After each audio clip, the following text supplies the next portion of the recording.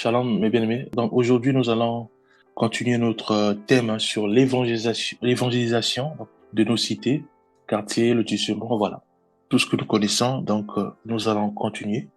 Juste pour rappel, nous avons parlé sur comment évangéliser nos quartiers, comment évangéliser nos cités, comment évangéliser euh, là où nous trouvons, là où nous vivons. Donc ça peut être nos lotissements, en fait, c'est là où il y a pas mal de maisons, voilà nos quartiers. Nous avons dit qu'avant d'évangéliser nos cités, avant de parler du Seigneur auprès de nos voisins, auprès de tous ceux et celles qui nous entourent, enfin, qui sont dans notre quartier, dans nos cités. Hein, la cité, on avait dit que c'était là où il y avait plus d'appartements, voilà, où nous vivons tous en, voilà. Donc, avant de faire tout cela, la première chose à faire, il fallait d'abord, comme dit la parole, que avant de voir la paille qui est dans l'œil de ton prochain, vois d'abord la poutre qui est dans ton œil. Donc voilà, c'est ça le principe biblique. Donc le but c'était de nous examiner nous-mêmes. Voilà, est-ce que nous lisons la Bible? Est-ce que nous prions? Voilà. Si ces deux points-là sont acquis à ce moment-là, nous devons maintenant vivre ce que nous lisons, c'est-à-dire que vivre la parole de Dieu en obéissant bien sûr à la parole de Dieu. Donc, juste pour rappel, un chrétien ou une chrétienne, c'est celui-là qui marche selon ce qui est dit dans la parole de Dieu, donc la Bible. Donc, un chrétien ou une chrétienne euh, a, suit ce qui est écrit dans la Bible. La Bible, c'est la règle, c'est simplement une boussole ou le code d'un chrétien ou le code de vie, voilà, d'une chrétienne.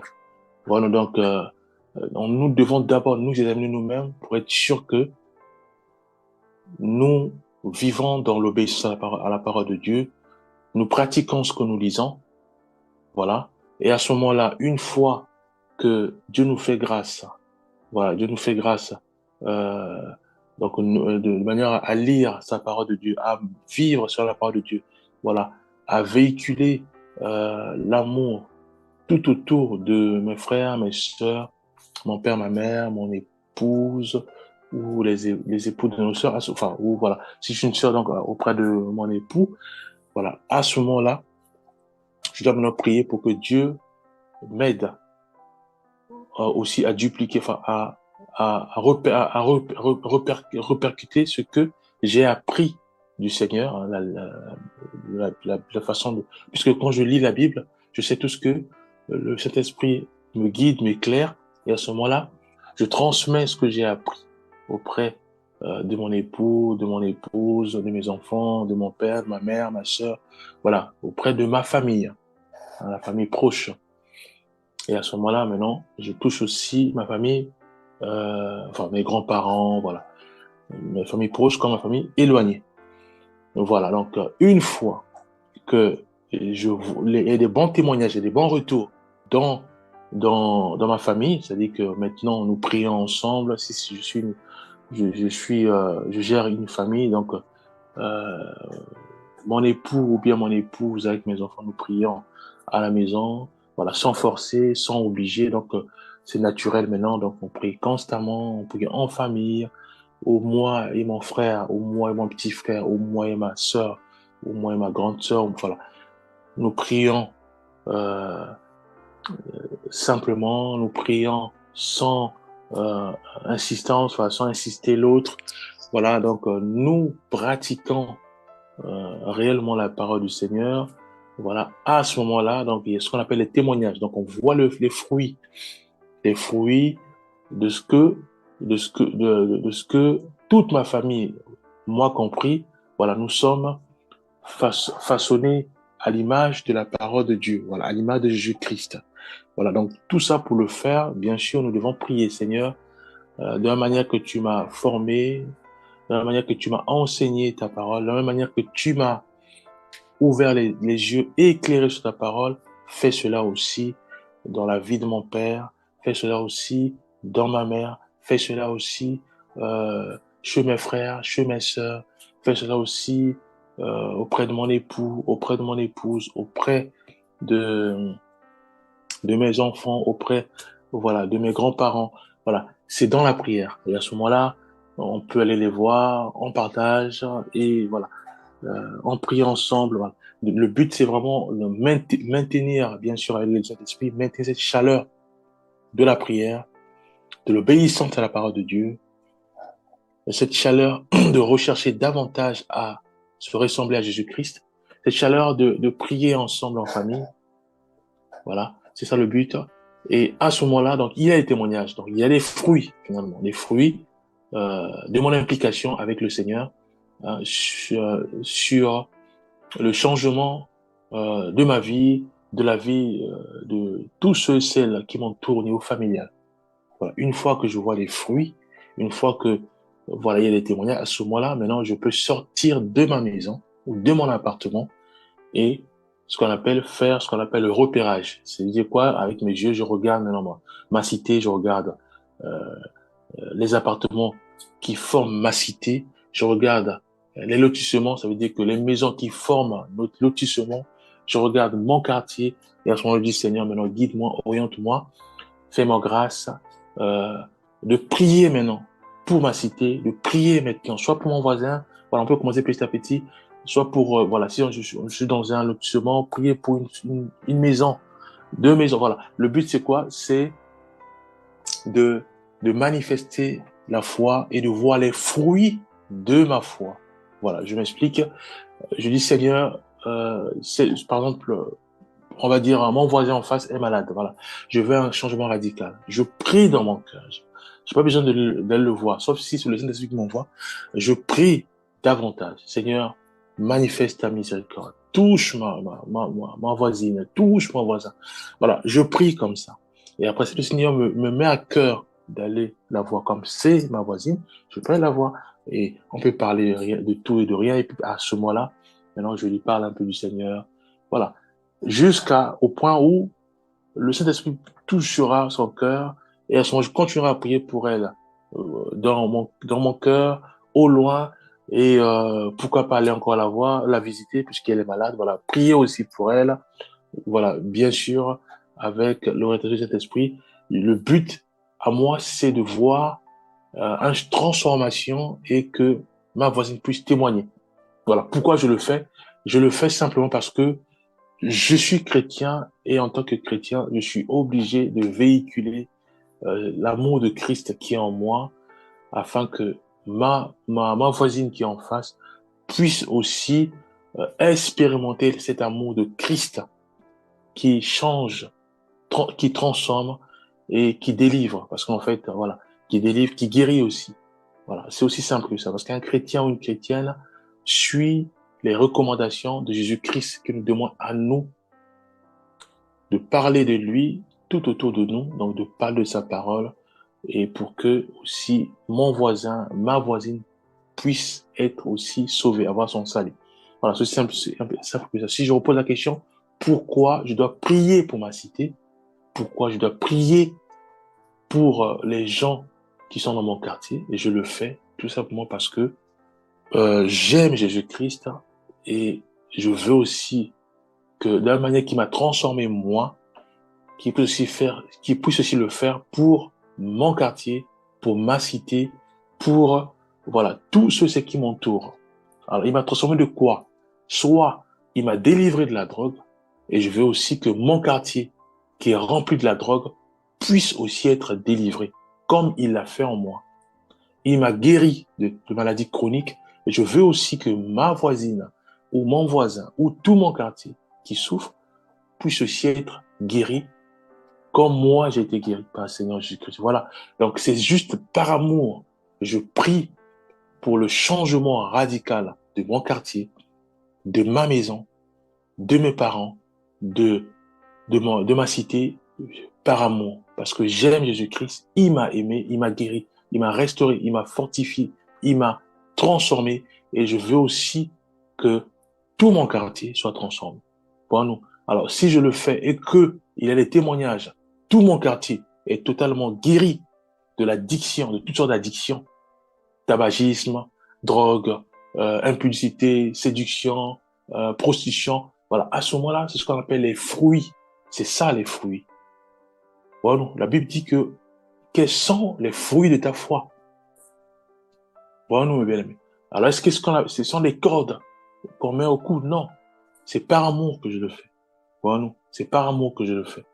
Alors, donc, aujourd'hui, nous allons continuer un peu plus loin.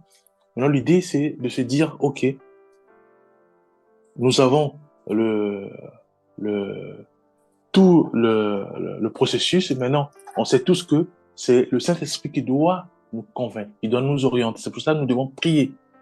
Seigneur, tu m'as guéri. Aujourd'hui, je suis éclairé par ta parole. Aujourd'hui, je suis une lumière. Alors, ta parole déclare qu'on ne met pas la lumière en bas, mais on doit mettre la lumière en haut pour que ça soit éclairé. C'est éclair gloire. Ça puisse éclairer tous ceux qui ne connaissent pas le Seigneur. Maintenant, guide-moi, oriente-moi sur qui commencer. Parce que je veux aussi véhiculer cette grâce que tu as inondée en moi, ou cet amour que tu as inondé en moi, aussi auprès de tous ceux et celles qui traversent encore ma vie antérieure. Ça veut dire que ça peut être l'alcool, ça peut être la maladie, voilà, les inquiétudes, la dépression, voilà, tout ça. Voilà. Maintenant, nous, on va continuer, on voit le point 3 qui consiste à dire quel public ciblé pour une évangélisation. Voilà. Pour cela, nous allons lire un verset. Nous allons lire, de toute façon, nous allons nous inspirer sur Jésus-Christ, puisque un chrétien ou une chrétienne a un seul modèle à suivre, c'est Jésus-Christ. Donc, fini les célébrités, fini les stars, fini. Donc, il n'y a que Jésus-Christ pour les chrétiens et chrétiennes. Matthieu 9, verset 35 jusqu'à 38. Je vais être rapide. Jésus parcourait toutes les villes et les villages. Donc ici, c'est bien précisé. Jésus parcourait toutes les villes et les villages. Pourquoi il le faisait? Tout simplement parce qu'il avait reçu une mission qui consistait à véhiculer sa parole dans l'humanité. Et pour cela, donc, il allait très vite. Donc lui, il parcourait les villes et les villages. Voilà, enseignant dans les synagogues. Donc, malgré qu'il parcourait des villes et des villages pour enseigner sa parole, pour guérir, pour transformer, pour enseigner, aussi, il enseignait aussi dans les synagogues, là où il y avait des rassemblements des chrétiens. On continue, prêchant maintenant la bonne nouvelle du royaume et guérissant toutes les maladies et toute infirmité. Voilà. Donc ici, on voit bien que Jésus-Christ ne se limitait pas seulement dans les églises. Donc, il rentrait dans les villes pour parler. Il rentrait dans les villages pour parler. Et ensuite, il rentrait dans les églises pour parler. Simplement. Donc, c'est juste un chemin à suivre, pardon. Parce que nous, chrétiens, nous imitons notre maître qui est Jésus-Christ. Donc, nous devons prier, Seigneur. Je ne veux pas parcourir les villages ou les villes par mes pensées, non. Ou par ma volonté, non. Ou par mes émotions, non. Nous devons prier. Saint-Esprit, guide-moi. Pourquoi nous devons prier? Parce que, comme ce n'est pas le Saint-Esprit qui nous envoie, il y a des représailles. Alors, est-ce que nous sommes préparés? Est-ce que nous sommes prêts à recevoir les représailles? Parce que les représailles, il y a beaucoup de formes. C'est pour ça qu'il est très, très important que nous soyons connus par le Saint-Esprit. Et avant tout, nous devons prier. Voilà. Je vais lire 36. Voyant la foule, il fut ému de compassion pour elle. De compassion pour elle. Parce que Jésus-Christ, son but à lui, c'était de ramener tout un peuple au même niveau que de la foi que lui. Et de toute façon, il dira plus loin que vous ferez les choses plus grandes que moi. Donc pour lui, il voulait que le peuple qui connaissait pas la parole de Dieu, il voulait à tout prix les ramener à la compréhension de la parole de Dieu plus que lui. C'est pour ça qu'il dit, aussi on dit, voyons la foule, il fut ému de compassion pour elle, parce qu'elle était languissante et abattue. comme des brebis qui n'ont point de berger. Voilà. Donc ici, nous voyons bien que tout ça, c'est parce que c'est l'effet de marcher, de rentrer dans les villes et dans les villages, puisqu'ici, on voit bien qu'il était abattu, il dit, il était languissant et abattu comme des brebis qui n'ont point de berger. Donc, c'est pas une église. L'église, souvent, des bergers. Alors, ça peut aussi être une église, mais qui a un faux berger.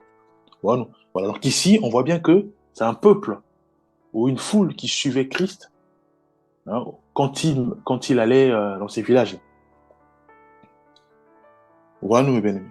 Donc, le but, c'est ça. Donc, sa mission, c'est de ramener tout un peuple à Christ, à son Créateur. Voilà. Mais pour y arriver, il faut enseigner le peuple. Il faut leur expliquer. Faut leur enseigner la parole. Et à ce moment-là, le peuple va être éclairé et du coup, ils pourront maintenant suivre directement le Père par la connaissance de Christ, du Seigneur Jésus-Christ. Voilà. 37. Alors, il dit à ses disciples, la moisson est grande, mais il y a peu d'ouvriers. Qui parle, Jésus-Christ qui parle. La moisson est grande, mais il y a peu d'ouvriers. Alors, est-ce qu'ici, il s'est limité aux églises, aux synagogues? Non. Donc, il rentre dans les villages, dans les villes, et c'est là où il va dire que la moisson est grande, mais il y a peu d'ouvriers. Et qu'est-ce qu'il va nous dire maintenant? Il va dire, priez donc le maître de la moisson d'envoyer des ouvriers dans sa moisson. Donc, on ne peut pas évangéliser, on ne peut pas sortir dans nos maisons, faire le repérage pour notre cité sans pourtant être conduit par le Saint-Esprit. C'est Dieu qui envoie. Alors, si Dieu t'avait dit ta mission s'arrête uniquement dans ta maison, à ce moment-là, tu t'arrêtes dans la maison. Donc, c'est-à-dire que tu pries de manière à ce que ton mari soit puissamment changé, qu'il puisse maintenant vivre une vie de prière, une vie de la méditation biblique. Tu pries pour tes enfants, pour qu'ils puissent être changés complètement et que les gros mots disparaissent dans leur bouche et que maintenant tous puissent parler avec amour et véhiculer l'amour autour d'eux. Aussi, on prie pour que toute la maison soit radicalement transformée à l'image de Christ, qui consiste simplement à véhiculer l'amour et aussi à manifester une vie de prière de prière et de l'obéissance à la parole de Dieu. Voilà. Et ça s'arrête là. Donc ça veut dire que je viens d'accomplir ma mission. Alors si le Saint-Esprit me dit voilà, ok, maintenant sors maintenant de ta maison, regarde toute sa cité, ta cité, et à ce moment-là, on sort, on regarde toute ma cité, et maintenant je dis Seigneur, guide-moi. Le but maintenant c'est quoi? C'est que de prier pour la transformation radicale de ma cité. De manière à ce que l'amour aussi découle de ma cité et que toute ma cité, maintenant, puisse aussi véhiculer l'amour auprès des autres cités. Voilà, c'est ça ce qu'on appelle les fruits de la foi. C'est ça. Puisque Jésus-Christ dira, priez le maître de la moisson d'envoyer des ouvriers. Donc aujourd'hui, si un pasteur te dit, écoute, ne prie pas comme ça, voilà, assieds-toi, il n'est pas conduit par le Saint-Esprit. Donc on sait tous que un pasteur qui enseigne aux gens de s'asseoir, de ne chercher même pas à prier pour demander la voix du Seigneur, si je dois parler de Christ à mon quartier, si le pasteur te dit assieds-toi, ou donne des prédications pour dire voilà, tu ne sais pas, voilà, c'est toi, il n'est pas conduit par le Saint-Esprit. C'est sa chair qui le pousse à parler. Un pasteur, je te dis, va toujours t'accompagner. Tu vois, cette pensée, ok, d'accord, nous allons mettre ça dans la prière. Prions ensemble. Voilà. Alors, s'il dit assieds-toi, il te commence à donner ton conseil, mais le conseil qu'il te donne, c'est pour te pousser à t'asseoir et à ne même pas prier. Il n'est pas conduit par cet esprit. Maintenant, nous devons, c'est pour ça qu'il est toujours important de nous appuyer directement sur Christ. On peut entendre les paroles. La Bible dit que nous devons examiner tout ce qu'on nous dit. Donc, tout ce qu'on nous dit, c'est pas forcément juste. Tout ce qu'on nous dit, c'est pas forcément venu du Saint-Esprit. Donc, le pasteur peut être un filion, peut peut être influent. Le but, nous savons tous que c'est d'examiner, hein, comme dira, je crois que c'est dans Acte, comme dira les chrétiens des Bérets.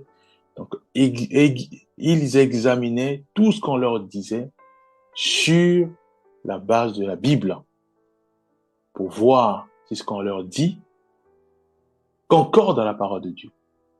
Voilà. Donc, c'est ça. Oh, jusqu'ici, si tu nous dis de prier le maître qui nous envoie, qui envoie dans sa moisson les ouvriers.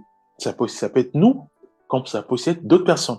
Donc, nous devons prier selon les orientations du Saint-Esprit, selon les conseils de notre Seigneur Jésus-Christ. Voilà nous. Donc, quel public ciblé? Donc, on sait maintenant tous que c'est ceux et celles qui ne connaissent pas le Seigneur. Voyons la foule, 36, voyons la foule, il fut ému de compassion pour elle, parce qu'elle était languissante et abattue, comme des brebis qui n'ont point de berger. Donc, quel public ciblé? C'est ceux et celles qui ne connaissent pas le Seigneur, ceux et celles qui vivent dans la dépression, ceux et celles qui sont malades, ceux et celles qui tâtonnent. Voilà, c'est ce public-là que nous devons cibler. Seigneur, voilà, je sais que au milieu de moi, il y a des chrétiens. Je sais que le Saint-Esprit les guide, les conduit. Maintenant, oriente-moi auprès de ceux et celles qui ne te connaissent pas encore. Donne-moi les mots qu'il faut pour les parler, afin que eux aussi puissent être éclairés comme moi, et que s'ils sont encore dans l'addiction, drogue, cocaïne et autres, qu'ils puissent aussi être délivrés comme tu l'as fait dans ma vie. C'est ça, la prière que nous devons faire pour que Dieu nous guide à cibler le public, hein, auquel nous devons véhiculer l'amour de Christ et sa parole. Voilà. Donc ici, il n'est pas dit d'aller encore dans les églises et parler, non. Donc là, on nous demande c'est un peuple qui ne connaît pas le Seigneur. Donc, voilà. On peut aller aux églises, prier, parler du Seigneur, il n'y a pas de problème. Mais n'oublions pas que le grand travail à faire, c'est auprès de ceux et celles qui ne connaissent pas le Seigneur. Matthieu 11, verset 18 à 19. Car Jean est venu ne mangeant ni ne buvant, et ils disent il a un démon. Le Fils de l'homme est venu mangeant et buvant, et ils disent c'est un mangeur et un buveur, un ami des publicains et des gens de mauvaise vie. Mais la sagesse a été justifiée par ses œuvres. Bon, nous, Jésus-Christ, il était avec les publicains et des gens de mauvaise vie. C'est écrit. Pourquoi? Tout simplement parce qu'il voulait les éclairer. Voilà, nous. Lui, il veut prendre ceux et celles qui ne maîtrisent pas le Seigneur, qui ne connaissent pas la parole de Dieu, qui sont ignorants de la parole de Dieu, pour les ramener à la statue parfaite de Christ, Éphésiens 4, et leur montrer le chemin pour qu'ils puissent faire les choses plus grands que lui. Le public à cibler, c'est quoi? C'est de cibler ceux et celles qui sont encore dans les ténèbres. Les ramener à la lumière et de leur montrer le chemin de la lumière de manière à ce qu'ils puissent encore briller plus que nous. C'est quoi briller plus que nous? C'est quoi la lumière? Je prends un frère ou une sœur qui ne connaissent pas la parole de Dieu, qui tâtonne, qui est tout le temps malade, qui a tout le temps des dettes. Je dis, maintenant, il faut que je te montre ce qui a marché dans ma vie. Parce que j'étais comme toi, rempli de dettes, souvent malade et dépressif souvent aussi. Voilà. Je lisais la Bible, je priais. Pourquoi? Maintenant, c'est Dieu qui donne les mots. Hein. Moi, je dis juste comme ça. Voilà, c'est Dieu qui donne les mots et les mots, voilà, pour toucher directement à son cœur. Et à ce moment-là, on lit la Bible ensemble. Voilà, Dieu va commencer à le toucher, à le forger, et on commence à échanger avec elle, avec cette amie ou copine ou voilà, la parole de Dieu. Alors, fil à aiguille, Dieu va commencer à forger, à transformer sa vie, et à ce moment-là, le bien-aimé va être éclairé. C'est ça éclairer, c'est-à-dire connaître la parole de Dieu. Alors maintenant, briller, c'est quoi? Briller, maintenant, c'est quand tu appliques cette parole, quand tu marches en obéissant à cette parole. Voilà, c'est là où tu brilles puissamment. Puisque tu véhicules l'amour autour de toi. Tu marches Tu ne marches plus dans la compromis. Tu ne marches plus dans le péché, mais tu marches pour obéir à ton Dieu, à faire plaisir à ton Dieu. Voilà, mes bien-aimés. Donc, public à cibler, c'est quoi? C'est tous ceux et celles qui ne connaissent pas le Seigneur. Aussi simple que ça. Mais avant ça, nous devons d'abord prier. Seigneur, oriente-moi. Tout qui est touché. Avant, j'étais dans la prostitution. Est-ce que je repars là-bas pour les former, leur montrer ce que tu as fait en moi, pour que aussi les prostituées puissent être totalement guéries, délivrées? Parce que j'étais dans la prostitution. Voilà. Donc, chacun de nous se reconnaîtrons. Voilà. Donc, le but, c'est ça. Donc, voilà. C'est de prier. Donc, on nous a pas, ici, on ne nous demande pas d'aller dans les églises pour dire, voilà, je dois évangéliser dans les églises. Non. Le travail était déjà accompli par un pasteur, par un berger de cette église. Et Dieu continue encore à utiliser, à former encore. Alors, nous, c'est quoi? C'est d'aller sur le terrain. C'est ça le but. D'aller sur le terrain. Sur le terrain, avec bien sûr l'orientation du Saint-Esprit, on va sur le terrain pour parler du Seigneur, comme on dit, faire la pêche. Donc, on ne peut plus aller, voilà, le but c'est d'aller pêcher directement, parler du Seigneur, voilà, c'est ça. 1 Corinthiens 9, 19 à 23. Je vais lire 1 Corinthiens 9, 19 à 23. Car, bien que je sois libre à l'égard de tous, je me suis rendu le serviteur de tous, afin de gagner le plus grand nombre. Avec les Juifs, j'ai été comme Juif, afin de gagner les Juifs. Avec ceux qui sont sous la loi, comme sous la loi, quoique je ne sois pas moi-même sous la loi, afin de gagner ceux qui sont sous la loi. Avec ceux qui sont sans loi, comme sans loi, quoique je ne sois point sans la loi de Dieu, étant sous la loi de Christ, afin de gagner ceux qui sont sans loi. J'ai été faible avec les faibles, afin de gagner les faibles. Je me suis fait tout à tous, afin d'en sauver de toute manière quelques-uns. Je fais tout à cause de l'évangile, afin d'y avoir part. Mais bien aimé, ici, on voit c'est Paul. Qu'est-ce qu'il fait? Il suit simplement les traces de Jésus-Christ. Aussi simple que ça, bien aimé. Puisque lui, il rentrait, souvenons-nous dès le départ, il rentrait dans les villes et villages, enseigner. Et quand il s'est enseigné, et quand il marchait, pour faire entendre les synagogues, quand il marchait, il y avait toute une foule. Et une fois quand il le regardait, il était ému de compassion pour elle. Pourquoi? Parce qu'il n'y avait pas la connaissance de la parole de Dieu. Parce qu'il y avait ce zèle-là. Mais il n'y a pas assez d'ouvriers, mes bien-aimés. Voilà. Je dois prier quand même.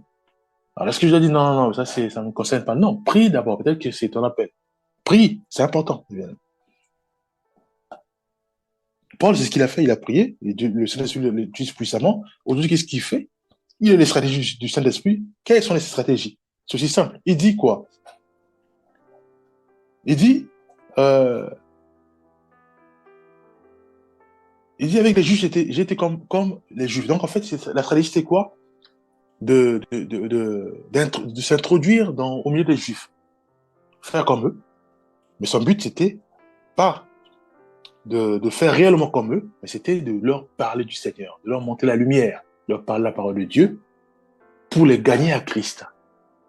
Alors, si maintenant on transpose, enfin, on prend le même chemin ou les mêmes stratégies, on le met dans notre monde actuel, ça va être quoi? Ça va être quoi? Ça va être que je prie tous les jours, je prie, Seigneur, voilà, je vais partir maintenant, guide-moi, oriente-moi.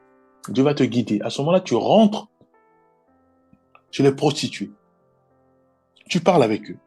Tu utilises leur langage pour les enseigner la parole de Christ et les gagner tous à Christ. Tu rentres dans les milieux des gangs, ceux et celles qui vendent des drogues.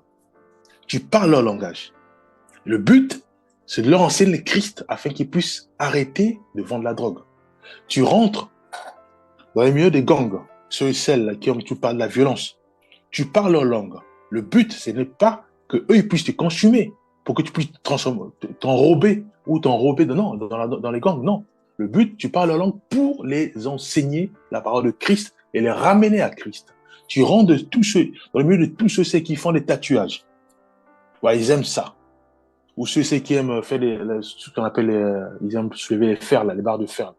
Hein, ils aiment apprécier leur corps et autres. Tu rentres là, dans leur milieu, tu fais comme eux. Le but, c'est, bien sûr, de enseigner la parole de Dieu et les ramener à Christ, de leur renvoyer, leur orienter leur regard à apprécier Christ et non apprécier leur tatouage et non apprécier leur corps et non apprécier voilà, leur bien. Voilà, tu rentres dans les milieux de ceux et celles-là qui ne sont pas enseignés ou bien ils sont mal enseignés où la saine doctrine n'est pas enseignée dans leurs églises, assemblées ou voilà. Le but c'est pas de les critiquer, non. Voilà, donc la stratégie de Paul ne consistait pas à critiquer les églises. Regardons bien la stratégie de Paul. Il dit, avec ceux qui sont sans loi, comme sans loi, quoique je ne sois point sans la loi de Dieu, étant sous la loi de Christ, afin de gagner ceux qui sont sans loi, bien aimé. Donc, il ne critiquait pas. Il marchait comme eux, il parlait comme eux, mais il les enseignait dans la douceur. Il les enseignait la loi de Christ dans la douceur pour les gagner à Christ. Alors, comment faire pour gagner ceux et celles qui sont sans loi? Alors, si on les critique, on ne pourra jamais les gagner. Comment tu vas les gagner si tu les critiques? Tu dois parler comme eux, faire comme eux. Dans la douceur, tu leur expliques la réalité. Voilà, nous. Comment toi tu veux gagner un prostitué bien que tu es dans la prostitution? Comment tu vas faire pour les gagner si tu vas pour les critiquer, pour dire voilà, ce que vous faites, c'est l'abomination, vous allez à l'enfer. Ça ne marche pas. Tu ne vas pas les gagner. C'est de parler leur langage, puisque tu es dans leur milieu, de leur montrer à plus B ce que vous faites, c'est pas bon, c'est voilà, c'est défendre la Bible, mais dans les stratégies du Saint-Esprit. Voilà, non. Même moi, quand je parle, j'ai pas ces stratégies-là. Donc, il y a les stratégies du Saint-Esprit que lui seul nous mettra dans notre bouche pour parler aux prostituées. Parce que j'étais dans ce milieu-là.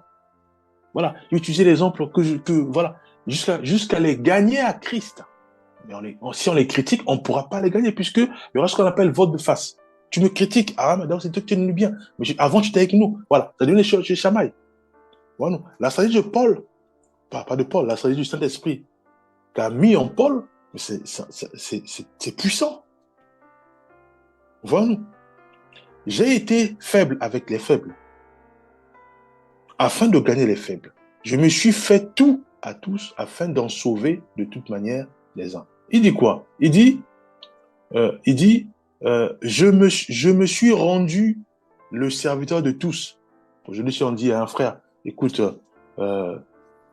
fais ceci, il va dire non, fais cela, il va dire, on voit ça dans beaucoup d'églises, hein. Le pasteur qui prêche, il peut pas modérer, ou voilà, vice versa. Et quand il vient, non, je peux pas modérer, non, je peux pas, je veux modérer, je veux prêcher, donc il y a pas, voilà, pour lui, non, sa position, c'est prêcher, en fait, c'est prêcher. Donc lui, non, il touche pas à ça. Pourquoi? Il dit ça, soit parfois, ils ont suivi des consignes, des choses comme ça. Donc lui, non, quand il vient, il prêche, là, ça va être lourd, donc il limite déjà, il dit ça va être lourd. Il oublie que c'est le Saint-Esprit qui conduit. Paul, il dit ici, je me suis rendu le serviteur de tous, afin d'en gagner le plus grand nombre. Et qu'est-ce qu'il fait? Peut-être qu'il lavait les pieds de ses frères, peut-être qu'il faisait les tentes de ses bien-aimés, et après, il les prêchait. Ou parfois, il modérait, après, il les prêchait. Voilà. Donc, aujourd'hui, on ne peut pas se laisser influencer par ce monde, ou ce train de ce monde, comment ils vivent, ou comment ils se comportent. Voilà, donc, le public à cibler, c'est ceux et celles qu'un soit le Seigneur. Voilà. La stratégie consiste simplement à demander au Saint-Esprit. C'est lui qui donnera les stratégies qu'il faut et aussi les mots qu'il faut pour que nous puissions gagner les âmes enfin, tous ceux qui sont encore perdus. Voilà. Donc ici, voilà, on voit ça partager. Bon, ici, nous sommes en 2023. Aujourd'hui, c'est le 3 février. Alors, aujourd'hui, les chrétiens, ce qu'ils font, c'est quoi? Prenons le cas seulement de ceux qui évoluent en ligne. Ce qu'ils font, ceux qui ont des groupes, ça s'appelle des groupes WhatsApp, Instagram, Facebook, ce qu'ils font, en fait, ils prennent les liens d'invitation, ils envoient dans des groupes chrétiens pour dire, voilà, intègre mon groupe. Bon, je dis ce qui est utilisé fréquemment, ce qui est voilà, pratiqué fréquemment dans tous les groupes chrétiens. La plupart des chrétiens, ce qu'ils font, ils prennent l'invitation, ils disent, voilà, ils envoient dans différents groupes chrétiens pour dire, voilà, intègre mon groupe, intègre mon groupe. Mais ça, c'est pas l'évangélisation, bien. C'est pas ça. Parce que Dieu, c'est pas ce que le maître nous demande de faire. Le maître nous demande, qu'est-ce qu'il nous demande? Il nous demande de prier d'abord le maître. Moisson. Pourquoi? Parce que la moisson, elle est grande. Voilà, nous. Donc, on ne peut plus évangéliser dans les milieux chrétiens. Non. On doit aller là où la parole, où la lumière n'est pas éclairée. La parole n'est pas annoncée. C'est ça, mes bien-aimés. Donc, nous devons réorienter notre énergie vers le peuple qui ne connaissent pas encore le Seigneur et non encore dans les groupes chrétiens. Ça sert à rien de faire cela parce que c'est pas ça les fruits de notre foi, mes bien-aimés. Les fruits de notre foi consistent à aller sur le terrain, parler du Seigneur à ceux et celles qui ne connaissent pas le Seigneur. Le but, c'est, comme fait Jésus-Christ, les former, les ramener à le même niveau de la maturité spirituelle enfin, le même niveau de la compréhension de la parole de Dieu et faire en sorte que cette âme ou cette brebis puisse avoir toutes les billes pour perfectionner puissamment de manière à te dépasser toi, dans la connaissance de la parole de Dieu. C'est ça ce que faisait le maître. C'est ça que nous devons faire. Et non d'aller dans groupe en groupe, mettre les invitations pour dire voilà, intègre mon groupe.